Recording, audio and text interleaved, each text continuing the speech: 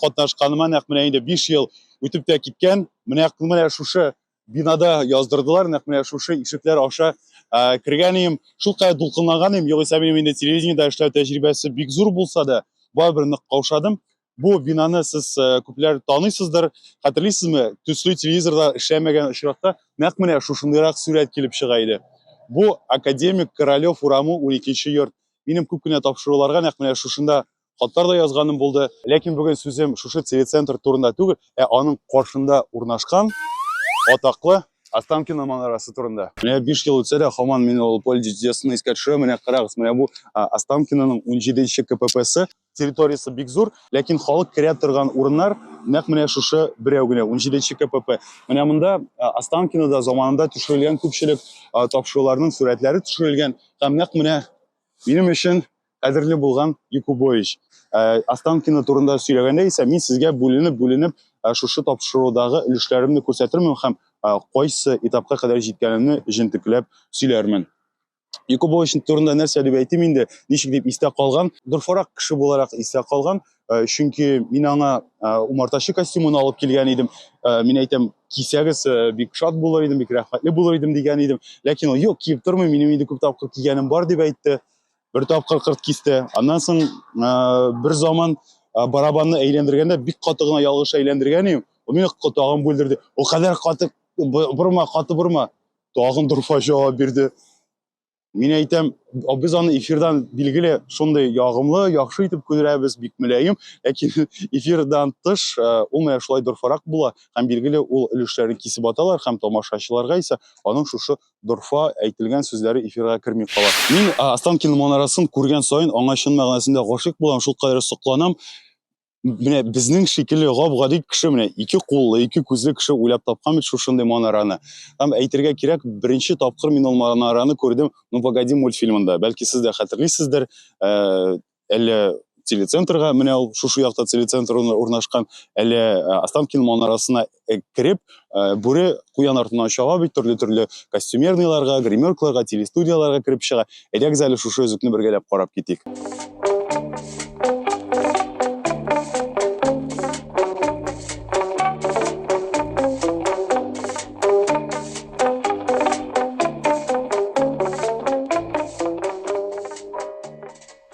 Спят усталые игрушки, книжки спят. Добрый вечер, дорогие товарищи. Начинаем утреннюю зарядку для тех, кто нас смотрит вечером. Ни өчен гомумән төзелгән соң Останкино манарасы? Башта Мәскәүдә төзелә Шаболовка. Хәтерлисезме? Новогодний голубой огонек на Шаболовке. Менә шул Шаболовка манарасы 1930 елларда төзелә һәм Мәскәү шәһәре һәм Мәскәү өлкәсендәге радиоприемникларга сигнал җибәрер өчен. Ләкин сугыштан соңгы елда җиңү килгәч, илдә радиоприемниклар һәм телевизорлар саны арта. Ләкин Шаболовка манарасының көче һәм сигналлар җибәрергә куәте җитми башлый. Һәм шуннан соң 1960 елда нигез салалар нәкъ менә Останкино манарасына.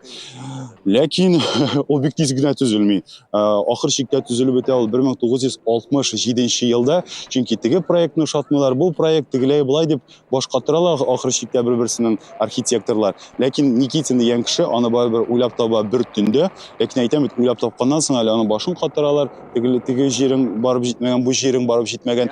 Ләкин ахыр чиктә 67 елда нәкъ менә шушыннан сигнал җибәрелә Мәскәү һәм Мәскәү өлкәсенең территориясындагы радиоприемникларга.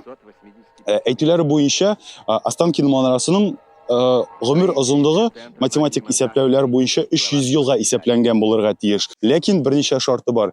Әгәр дә менә берничә тапкыр Мәскәүдә давыл булып алган һәм Останкино манарасының әнә теге иң югары очы авышкан булган, ялгышмасам 6 метрга. Но менә шул вакыттан соң да бу турып калган манара.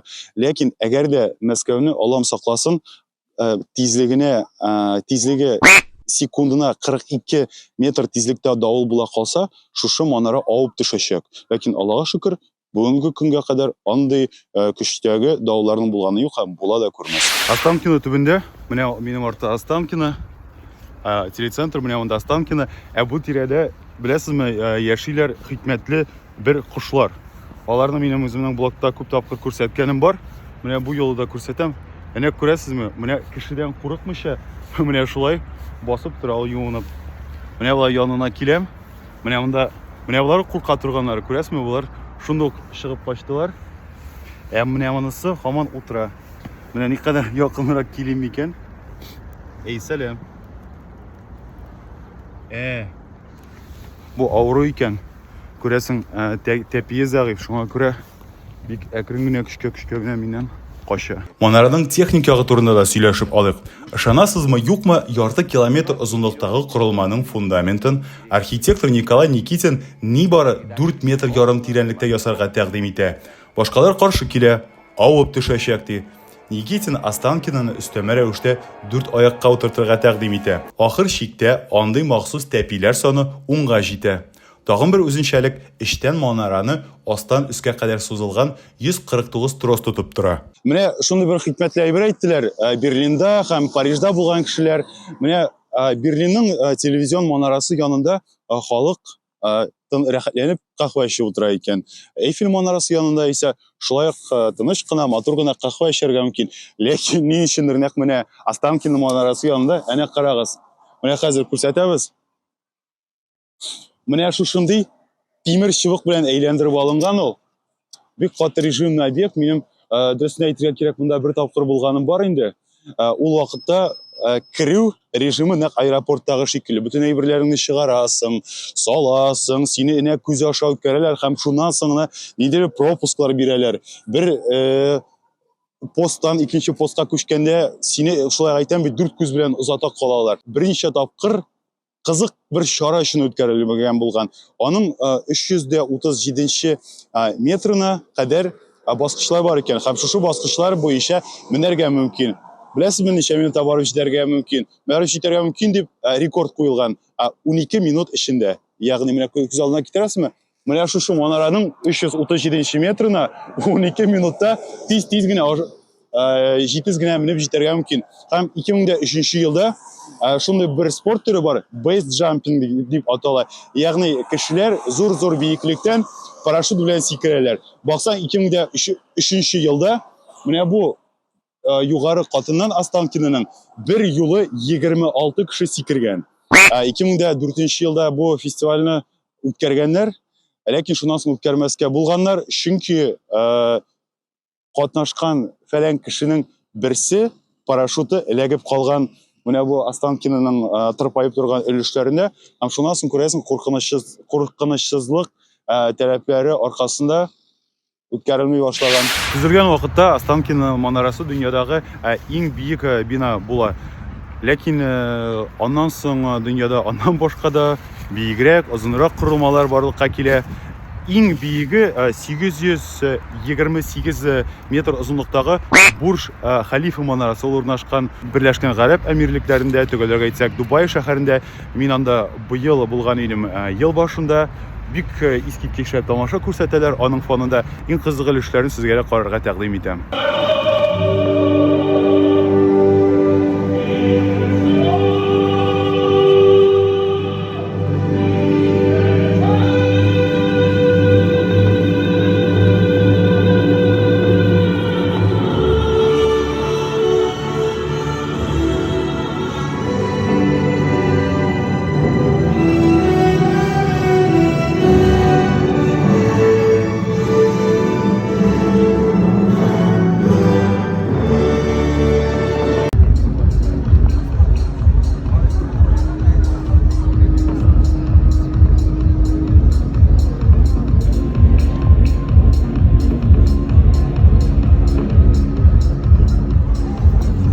Останкино тирәсендә йөреп өшеп беттем. Эченә кереп җылынырга кирәк. Шулай итеп, сәяхәт башланып китә. Менә яңа гына тикшерү үттем. Монда әйтәм бит, аэропорттагы шикелле. Курткаларны саласың, кисәдәге бүтән әйберләрне чыгарасың. Мен әйтәм, менә сәгатьтә бар, сәгатьне салыргамсың? Юк, сәгатьне саласы түгел диделәр. Әнә Останкино теге якта, ләкин миңа әле башта кассаларга барырга кирәк. Кассалар урнашкан әнә теге якта. Әле шушы әйберләреңне биргәннән соң да бер ишек ачыла, син үтәсең, ул ишек ябыла һәм шул ишек ябылганнан соң икенче бер ишек ачыла. Менә шундыйрак монда система. Билет алганда паспорт мәҗбүри. Махсус информатта исем, фамилияңны, отчествоңны язасың. Туган датаңны күрсәтәсең. Менә кереп алдым билет. Билет кулда. Әйттеләр, ике төрле вариант бар дип. Берсе әгәрдә мин экскурсоводсыз керәм икән, икенче вариант экскурсовод белән. Экскурсоводсыз кергән очракта үзем генә 1200 сум. Экскурсовод белән бергә күпме булды әле? 1800 сум булды, ягъни 600 сумга күбрәк. Ну, ярый, кем белә, бәлки миннән дә күбрәк информация беләдер ул экскурсоводлар, чөнки Манара турында шактый күп өйрәндем. Ләкин барыбер экскурсовод белән кайдыр югарырак та меңгерләр ялгышмасам. Монда бөтен җирдә җыр яңгырый. Тышкы яктан менә бөтен яктан шундый режимный объект һәм шомлы бер атмосфера булса да, менә мондай күңелле музыка белән бераз күрәсең, күңелне күтәребрәк җибәрергә тырышалардыр. Менә урамнан кирдем шушындай пыяладан ясалган коридорга. Останкина, әнә Манара үзе артта. Бүген шул кадәр суык урамда. Менә монда кергәч, бераз җылы йөгерде эчкә. Аллея звезд дип атала. Менә карагыз, монда фотолар булмаса да, менә Юрий Николаевич Стояновның йолдызы бар. Менә Илья Львович Олейников, бу ялгышмасам, городокның актерлары бит. Менә монда исеме, бу беләсеңме, бар бит галерея Аллея звезд Голливудта, ләкин анда җиргә чыгып уеп ясалган. Анда исә менә шушындый акчалар эшләнгән. Менә Александр Васильевич Масляковка атап куелган йолдыз бар. Менә анда Леонид Алексеевич Филатов. Менә анда бар Юрий Борисович Левитан. Левитанны күбегез беләдер бит инде. Менә ул. Говорит Москва. От Советского информбюро. Һәм менә шушындый йолдызлар аллеясы монда бик озын. Бар Анна Николаевна Шатилова, Ангелина Михайловна Вовк бит менә аның йолдызы. Ул заманда алып бара иде, спокойной ночи малыши. Главный җырлы телепроектларда алып бара иде. О, менә минем корешым дип әйтәмсең. Леонид Аркадьевич Якубович. Кызык, менә монда бераз күңелле була башлады. Ышанасызмы, юкмы? Урамда үткән процедураны монда тагын бер тапкыр үтәргә туры килде. Килдем, аэропорттагы шикелле салдырдылар. Куртканы, кесәдәге бөтен әйберләрне чыгардым. Аннан соң паспортны күрсәтергә куштылар. Бер кешегә паспортны күрсәткәннән соң үттем күпмедер ара һәм тагын охранникка тагын күрсәтергә туры килде билет белән паспортны. Монда җәмәгать белмим. Бәлки кирәктер дә инде мондай куркынычсызлык таләпләре, әйме? О, уже 85 этаж, да? Это 85 метр. А скорость? Так. О, да. Вот. Очень быстро. Спасибо. 85 метрга мендем име. Экскурсоводны табарга куштылар. Бераз моны колаккан итте, заложило диләр урысча. 85 метр биеклеккә экскурсовод белән генә кирип була. Башкача рөхсәт юк. Манараның ишендә Жорикны очраттык. Әфлисун төсендә жилет кигән бу курчакны иркәләп шулай дип атыйлар икән.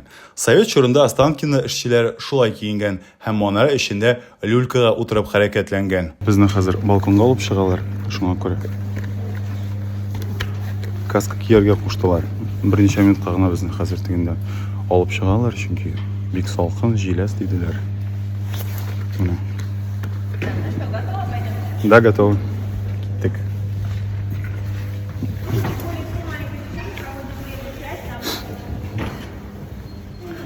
Кемгә экстрим күбрәк кирәк диделәр. Сул ягына чыгабыз башняның. Хәзер белмим, телефон ушып чыкмаса ярый инде кулдан, менә катырак тотам мин аны. Мин бай биектән курка торган кеше.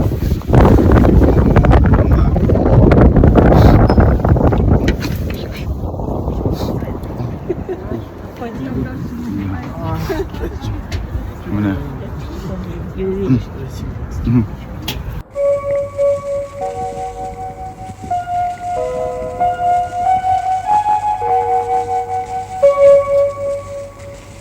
Внимание! Говорит Москва.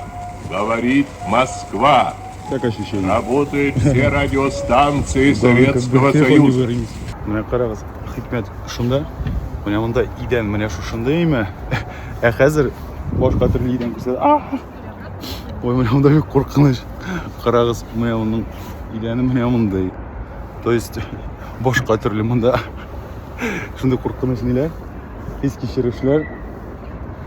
Иң мөһиме менә шушы 15нче iPhone килеп төшмәсен дип куркам, чөнки монда менә монда күрәсезме, ара. Аяк астында шуңа күрә. Yok, озак 85нче метр югарылыгында тәмам. Хәзер без менәбез өскә, осмотровая площадкага. Лифтның тизлеге секундына 7 метр. Мы сейчас на какой высоту поднимаемся? 337 метров. 337. 112. Серьезно? Спасибо. Проходите.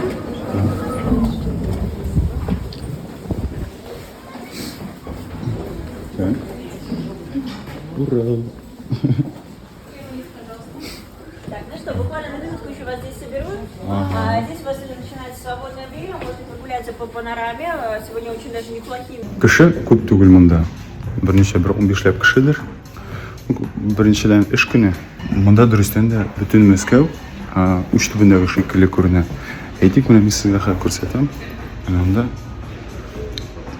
космос гостиницасы. Менә монда асты. Мин анда сезгә төшергән идем. Останкино күле. Менә монда тегендә бар. Тәгәрмәч күрәсезме, ак төстә. Ул Солнце Москвы дип атала. Ул шундый шулай биккә менеп шәһәрнең күпчелек өлешенә хәзерланырга була. Кызганыч, менә бу өлеш капланган, язылган хәтта стеклянный пол находится на техническом обслуживании. Ягъни менә монда идән үтә күренмәле. Һәм син шушы идәнгә басып, bütün тирәякны күз алдындагы шикелле, уч төбендәге шикелле күренәсең. Менә безнең гадәти идән менә шушылай. Менә монда ул тулысынча, менә теге киртәләп алынган урынга кадәр ул тулысынча эшләнгән пыяладан. Она позволяет транслировать телевизионные и радиосигналы на огромную территорию, охватывающую более 120 километров. Благодаря этому около 20 миллионов человек могут наслаждаться просмотром любимых передач и прослушиванием радиостанций. Строительство башни было настоящим вызовом для инженеров и архитекторов того времени, ведь она была построена из железобетона, материала, который считается неподходящим для строительства высоких зданий из-за сильных ветров, свойственных Москве. Телебашня была успешно возведена и стала символом мощи и прогресса Советского Союза. Сегодня Останкинская телебашня остается одной из главных достопримечательностей Москвы. Внутри башни можно посетить музей, посвященный истории телевидения и радиовещания, а также подняться на смотровую площадку, откуда открывается потрясающий вид на столицу.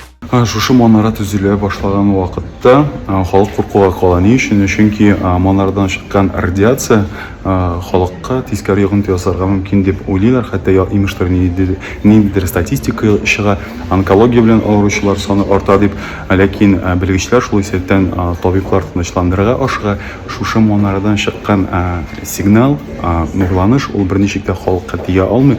Ягъни ул тирәккә урнашкан йортларның өстеннән үтеп китә. И перед нами победитель! Мәңге сыгылмас булып күренгән манараны 2000 елның 27 августында килеп чыккан көчле янгын тәмам аяктан йыга. Югарыда әйтелгән 149 канатның 121-нә зыян килә. Bütün лифтлар, электр, җылылык, су белән тәэмин итү, вентиляция системасы барысы да эштән чыга. Күз алдына китерәсезме? Останкиноны тулысынча 8 елдан соң гына төзекләндереп чыгалар. Манараның эченнән яңа трослар сузалар, утка бирешми торган лифтлар урнаштыралар. Монда бит әле Останкино манарасында бар кафе һәм бар ресторан. Ресторанның хикмәте шунда, беләсезме, ул менә булай әйләнә, башның әйләнә, әйләнә. Шулай була микән татарча? Аңлагансыздыр дип уйлыйм. Хәзер менә төшәм, карыйм, бәяләр ничегрәк микән һәм ризыгыннан авыз икән. Менә шундый хикмәтле кафе ул урнашкан менә мин булган 337 метрдан астарак, ялгышмасам bir iki этаж астка төшкәнмендер. Монда шулай берничә категорияга бүленә. Менә монда язылган, мин төшкәндә бронзовый зал дип атала, бер ресторанный комплекс. Бар әле тагын монда бар выпечка, менә пирожок с мясом 150 сум, пирожок с капустой бар 100. Biz eğlenemiz cemaat. Kendim bit bu eğlene değil mi? Buna görünmüyor de o. Buna ko'rsatirga de bilgan yo'q. Durustdan da bu büyük eğleneyken ham bunun eğlenişi bir katı sezile. Qiziq. Mana shunusini aytdilar. Mana agarda sen mana aytik mana bu bir точка deymi? Sen mana shu bir soat ichida bu eğlene tirali eğlene ham sen bir soatdan yana shu bir точкаga kelib jetasan. Kafening menyusi bilan tanishib chiqdik. Qisqasi bu bir restoran emas, bu kafe. Bunda ichimlik olirga mumkin ham ichimlikka qobilmiq. Lekin mening baribir de restoranning kattaragi bilan tanishim kelar. Aylarsiz. Hozir shunda borib, u yolg'ishmasam ostaraq o'rnashgan. Mana unda o'tiralar. Ishib, oshib. Bu bronzовый zal edi. Hozir tushamiz серебряныйga, kumush zalga. Mana bunday bosqichlar. Bu ish. O, bunda ko'rinib turadi. Shortlar kattaroq, o'tirg'ichlari da boshqa turli, komfortliroq.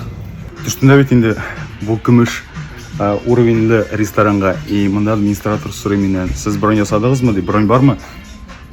Men aytam, yo'q, kerak edimi deydi. Mana bunda ortda ko'rinadirmi? Restoran bu bo'sh. Men aytam, bron yasarga kerak edimi? Ayya. Men aytam, mening bron yo'q. Boyag'ina o'tirsam yaramaymisan? Ну yarar endi degan bu o'tirdi. Baribir men anglamayman. Restoran bu bo'sh bo'la turib, shulay yuzini shitib qana meni o'tirdi. Meni shulay tushirib oldim. Hozir ko'rsatirman sizga. Bayalari g'alati restoranniki shekilli. Ну, u qadar qiymat deb aytib bo'lmaydi. Mana Moskva restoranlarida bayalar shulayroq yuradi. Men zakaz berdim. Ostankинский борщ deganga, agarda Ostankинский degan so'zi bo'lmasa, men balki uni olmaganda bo'larim. Ham so'radim, narsasi bilan o'yinlar g'alati borshdan. Aytdilar, Ostankинский quyiroq, hamda tomatli pasta ko'proq. Tag'in oldim jarkoy. Jarkoy yonina olirga kengash etdilar ipilar bekdamli, o'zlari solalar ekan deydi. Ofitsiant qiz ham oldim kapuchino. Rizqlarni keltirgach sizga har qaysini ko'rsatirman. Mana Ostankинский degan borsh, mana shundayroq bo'ladi. Mana borsh o'zi, mana Borodinskiy ipi keltirdilar, mana salo, g'ofuyda ko'rasiz, men salo oshirtirgan kishi jamaat. Ham mana jarkoyga shundayroq ipi ham shunday sous, pesto deb atalgan. Borshni oshab bitirdim. Damlaydi. Endi borsh oshalgan orada, yana tugunda tegarmashni ko'rasizmi? O'zim ko'rmayman men. Videoda bulay ko'ram. Boshni oshagan orada endi VDNXni o'tib ketdim. Aytam bit, shunday qiziq narsa, sen oshab o'tirasan, sening tez ortindagi manzara o'zgara turadi. Chunki aytganimcha, restoran aylana. Bir soatda bir kruk yasay. Keltirdilar jarkoy. Mana shularga. Mening restoranda oshov tushdi 2390 so'mga. Ikkinchi rizq jarkoy keltirdilar. U shu qadar moyli bo'lib chiqdi. Bilmayman, unda narsa o'tirganlardir. Berangisi de aytdi, ayrim sezilmadi. Neydir shunday bir bilasizmi? Messi shekilli. Shunga ko'ra g'ofiydigiz shuni oshigandan so'ng durustini aytganda men Bedrevga chiqib shopdim. Men qildim, mana shunday buyuk, yaxshi bo'lmagan, buyuk o'ng'ay bo'lmagan tajriba bo'lib chiqdi bu restoranda. Mana hozir 337-metrdan tushamiz eng pastga. На нулевой метр же спускаемся, да? Нулевой катка tushamiz. Мы находимся. Останкинская телебашня – это лучшее место, чтобы увидеть Москву от края до края. Добро пожаловать в небо. We are happy to welcome you at the highest building in Europe. Elevated speed to 7 meters per second. Time of the journey is 58 seconds. Шулай итеп, Останкино темасына багышланган H проектының шушы чыгарылышы тәмам. Сау булашабыз шушы матур гүзәлкәй белән.